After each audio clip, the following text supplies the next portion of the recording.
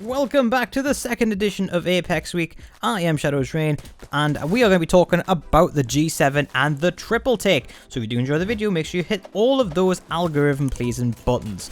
Now, let's get right into one of my favorite types of weapons in any first-person shooter game, you know, typical battle royale or multiplayer-like game, and that is semi-automatics. So we are going to be talking about the G7 and the triple take. Now, the triple take, it's not quite a semi-automatic. I mean, obviously it is, doesn't like fire automatically, but my point is it's not your traditional semi-automatic, and I think it's quite unique, but I do think that it does compare to the G7 quite nicely.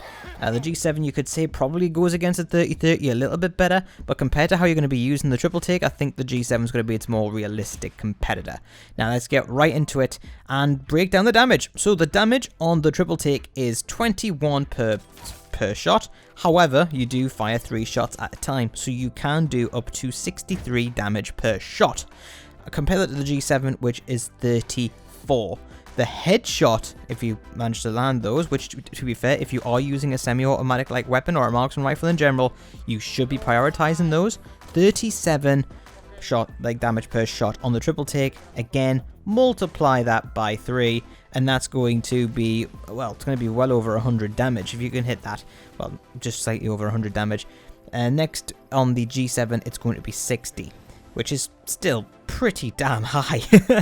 On the rounds per minute on the triple take, it is quite low. It is going to be 72 rounds per minute, and I'm not going to times that by 3 because that's just not a fair representation of what the gun's doing, really.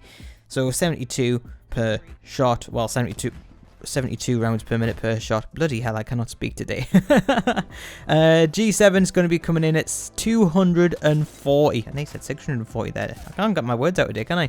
240 rounds per minute on the G7, which is, you know, that's like twice, 3 times as fast as the triple take. That's not a small amount. That's big. That's huge. The damage per second, because of that, is going to be 76 on the triple take, providing you hit your shots, and it's going to be 136 on the G7, which is just slightly less than double on that particular weapon. And it does show, especially when you're in that mid-range encounter, you want to be slapping people in the face. We do have some notes about the triple take though, which we'll talk about in a second. Now the mag is 27 on the triple take, but I'm not going to be falling for that crap. 9 shots on a purple mag. You get 9 shots because each shot is 3.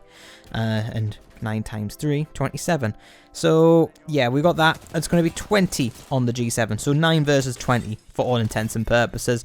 And obviously you get a lot more shots on the G7, and you get to do a lot more damage as well.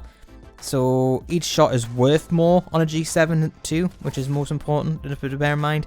And then you've got the consideration that light ammo is much more in abundance than energy ammo. The next thing I want to talk about is the reload speed. Not massively important for these, but it can be important depending on what kind of sniper fight you get yourself into. 2.75 seconds on the triple take, that's from empty, and 2.43 seconds on the G7. Now, I think, honestly, mid-range, long-range, G7 all the way, without doubt.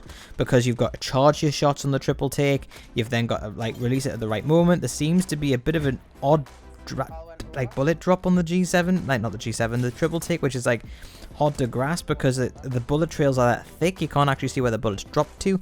Whereas on G7, it's like a clean drop, so you actually know where it went.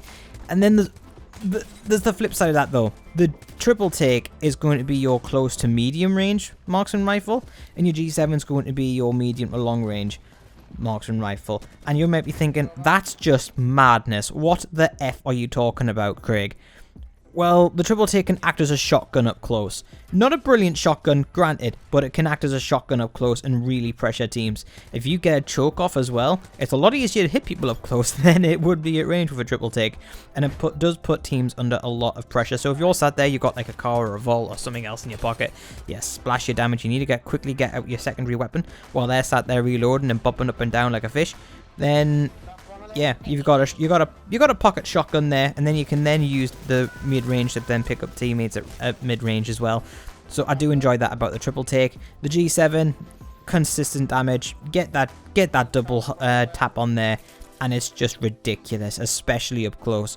Like, I know that the triple take's good up close, but if you've got the double tap trigger up close, the G7 can do bits as well, but it is, of course, damage dependent.